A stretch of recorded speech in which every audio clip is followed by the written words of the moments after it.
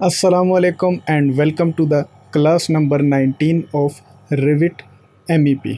तो आज की क्लास से हम फायर फाइटिंग के ऊपर काम करेंगे। अपनी पिछली चंद वीडियोस के अंदर हमने HVAC को मॉडल किया, ठीक है, इन terms of mechanical equipment like Franco unit, ducts बनाए हमने, फ्लेक्सिबल डक्ट्स, एयर टर्मिनल थे, एयर डिफ्यूज़र भी उन्हें बोलते हैं, supply air terminal, return air terminal, and at the end हमने उसको पाइप्स के थ्रू कनेक्ट किया आपस में। दो टाइप के पाइप्स थे हमारे पास, chilled water return and chilled water supply, ठीक है। अब हम जाएंगे अपने नेक्स्ट टारगेट की तरफ और वो है हमारा फायर फाइटिंग। मैं आपको एक रीकैप देता चलूँ। रीकैप बहुत ज़रूरी है इस स्टेज के ऊपर, ताकि आपको ऑब्जेक्टिव है आज का वो क्लियर हो जाए। हमने किया क्या था? हमने किया ये था कि आर्किटेक्चर और स्ट्रक्चर को हमने कंबाइन करके उसके ऊपर हमने HVAC की .dwg AutoCAD की फ़ाइल हमने इंसर्ट कर दी थी और उसके ऊपर हमने मॉडलिंग स्टार्ट कर दी थी HVAC की। तो आज का जो हमारा एजेंडा है या ऑब्जेक्टिव है वो भी यही है कि आज से हमने स्टार्ट करना है फायर फाइटिंग के ऊपर काम। तो उसके लिए ज़रूरी है कि हमारे पास दो चीज़ें स्क्रीन पर रहें और एक चीज़ ना रहे। यहाँ पे इस वक्त हमारे पास तीन चीज़ें हैं स्क्रीन पे, आर्किटेक्चरल, स्ट्रक्चरल एंड HVAC। तो हमें रिक्वायर्ड है architectural structural templates combine form के अंदर, एंड HVAC हमें रिक्वायर्ड नहीं है बिकॉज उसके ऊपर हम इंसर्ट करेंगे फायर फाइटिंग की ड्राइंग और हम करेंगे फायर फाइटिंग का काम अलग से, ठीक है। HVAC का होगा अलग से, फायर फाइटिंग का होगा अलग से। तो इनको अलग करने के लिए सबसे पहला काम यह है कि जो HVAC है इसको तो पहले आप कर दीजिए रीनेम, ठीक है।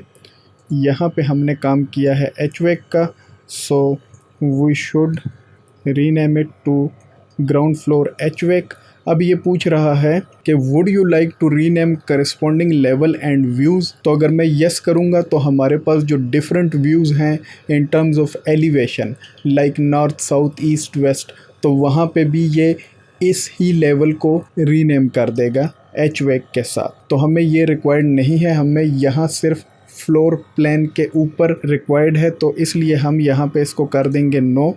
तो वो एलिवेशन में चेंज नहीं करेगा और सिर्फ यहाँ पे जो प्रोजेक्ट ब्राउज़र है वो यहाँ पे चेंज कर देगा। आप वेरीफाई करना चाहें तो आप एक बार यस करके एक बार नो करके आप वेरीफाई कर लीजिएगा, यही फ़र्क आएगा।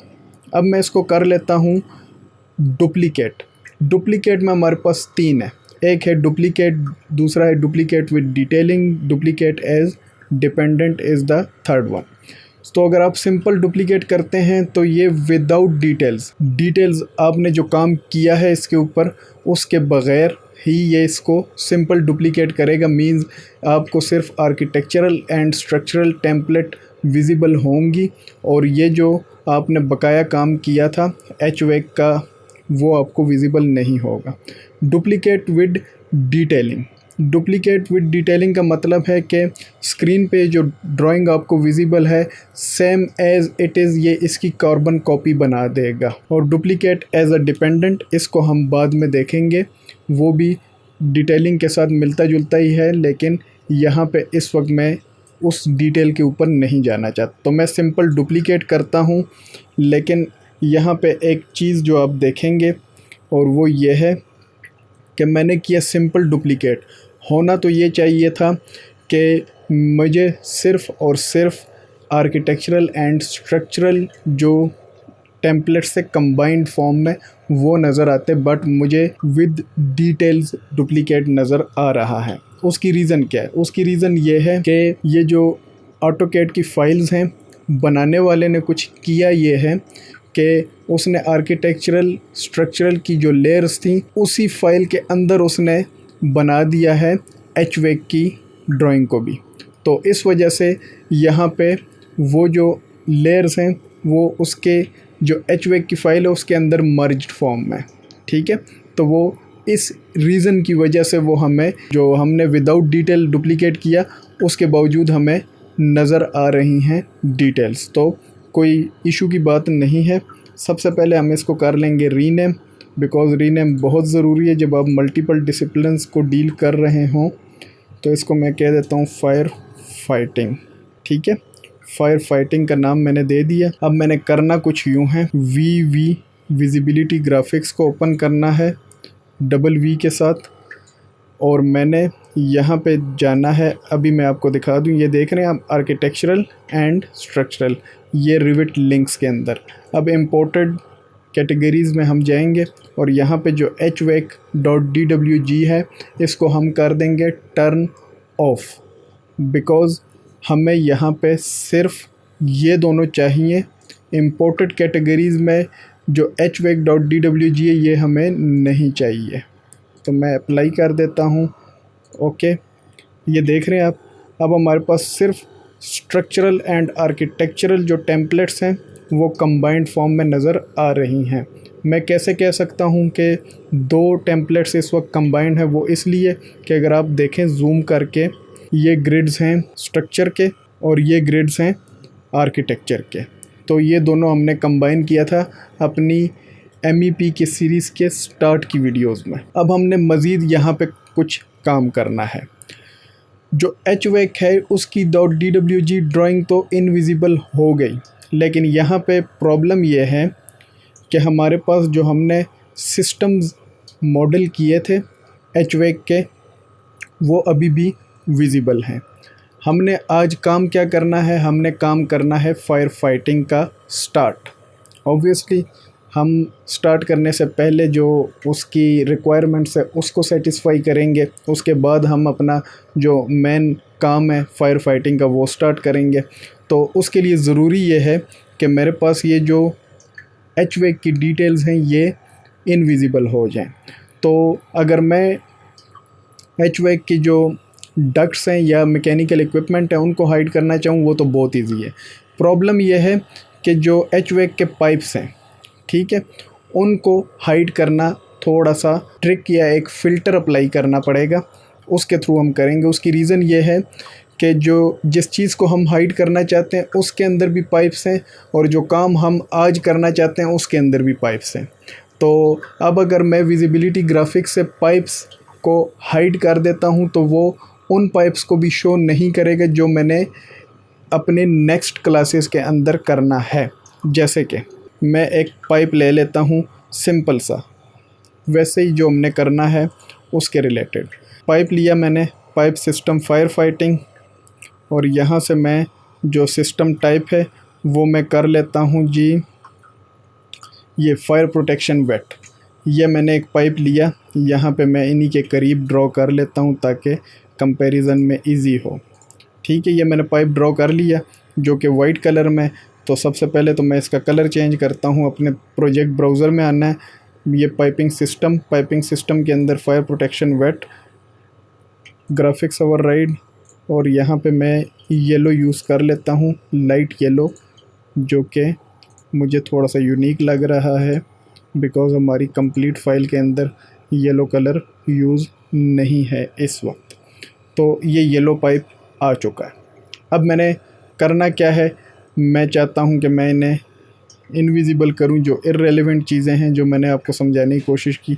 मैं यहाँ से डी प्रेस करता हूँ डक्ट्स, तो ये आपकी आ गई जी डक्ट्स, फिटिंग डक्ट्स, एंड एक और चीज़ डक्ट एसेसरीज़ ऑलरेडी इनविजिबल है, तो मैं इसको कर देता हूँ ओके। ठीक है, तो जब मैंने ओके किया तो आप अगर देखें तो डक्ट्स हमारे पास इनविजिबल हो गई हैं। अब हमारे पास रह गया है मैकेनिकल इक्विपमेंट, तो मैं मैकेनिकल इसको थोड़ा सा मैं कर लेता हूँ, मैकेनिकल इक्विपमेंट को भी इनविजिबल कर देता हूँ। मैकेनिकल इक्विपमेंट्स भी हो गए इनविजिबल। अब हमारे पास HVAC के पाइप्स रह गए, तो मैं ये pipe accessories, pipe fitting, pipe insulations, pipes, ठीक है, प्लेस होल्डर्स, इनको मैं कर देता हूँ ओके। अब जब मैंने ओके किया, होना ये चाहिए था कि तमाम पाइप्स डिसेबल हो जाएं, क्योंकि विजिबिलिटी ग्राफिक्स से हमने जिन जिन चीज़ों को अनचेक किया तो उनको ऑब्वियस सी बात है कि वो इनविजिबल होना चाहिए था। लेकिन हमें रिक्वायर्ड क्या है, हमें रिक्वायर्ड ये है कि HVAC के जो चिल्ड वाटर सप्लाई और चिल्ड वाटर रिटर्न है वो इनविजिबल हो जाएं, लेकिन जो हमने अभी पाइप ड्रॉ किया जिसका कलर हमने येलो किया फायर प्रोटेक्शन वेट, वो हमें चाहिए, लेकिन हमें जो नहीं चाहिए वो हमें है HVAC के पाइप्स, ठीक है। Chilled water supply and chilled water return वो हमें नहीं चाहिए, लेकिन फायर फाइटिंग के पाइप्स हमें चाहिए। तो मैं कंट्रोल Z कर देता हूँ, ठीक है। कंट्रोल Z करूँगा तो ये वापस आ जाएंगे। इसीलिए मैंने विजिबिलिटी ग्राफिक्स के अंदर डक्ट्स को अलग से इनविजिबल किया, एक मैकेनिकल इक्विपमेंट को अलग से और फिर पाइप्स को अलग से। अगर मैं सबको एक ही टाइम पे कर देता तो कंट्रोल Z के साथ वो तमाम स्क्रीन पे वापस आ जाते। हम अब इसको फ़िल्टर करेंगे, ठीक है। तो फ़िल्टर के ज़रिए हम इसको करेंगे हाइड। तो विजिबिलिटी ग्राफिक्स WV फ़िल्टर, ठीक है। यहाँ पे एडिट करें, यहाँ पे आप आएँ और कहें ओनली फायर प्रोटेक्शन वेट, ठीक है। ये मैंने कर दिया, एक फ़िल्टर बनाया। यहाँ पे मैं किसी भी ऑप्शन को सेलेक्ट करके P प्रेस करता हूँ। P इसलिए क्योंकि मैं पाइप्स पे जाना चाहता हूँ। तो मैं यहाँ से करूँगा pipe accessories, pipe fitting, pipe insulation and pipes. ये मैंने सेलेक्ट की और यहाँ से आके मैं कह देता हूँ system name does not equal to fire protection wet, ठीक है। तो इसको मैं ओके कर देता हूँ। यहाँ से मैं इसको कर देता हूँ जी ऐड ओनली फायर प्रोटेक्शन, इसकी विजिबिलिटी को ऑफ कर दें, ओके एंड दैट्स इट। तो जो हमारा रिक्वायर्ड टास्क था वो सिंपल मॉडल कैटेगरीज़ को, जैसे कि मैंने HVAC के जो डक्ट्स वगैरह को हाइड किया, उससे सेटिस्फाई नहीं हो रहा था। तो इसलिए हमने एक फ़िल्टर लगाया कि जो सिस्टम फायर प्रोटेक्शन वेट के बराबर नहीं है उसको हाइड कर दो। उसकी विजिबिलिटी मैंने आखिर में, अगर आपने देखा हो तो, ऑफ़ कर दी। अब नेक्स्ट और लास्ट काम इस वीडियो का वो ये है कि हमने अपनी .dwg ड्राइंग जो है फायर फाइटिंग के लिए, उसको हमने सिर्फ इंसर्ट करना है। बाकी काम हम नेक्स्ट वीडियो में करेंगे। इंसर्ट में जाएं आप जाएं इंसर्ट के अंदर, लिंक कैड, यहाँ से आप अपनी लोकेशन डाल लीजिए। यहाँ पे कहाँ पे हैं PMI रिविट फाइल्स, ये और ये FF। यहाँ से आप इन दोनों ऑप्शन को अनचेक कर लें और इसको कर दीजिए सेंटर टू सेंटर। ये उसने कर दिया इंसर्ट। अब हमने मूव करके इसको इसके ऊपर प्लेस करना है।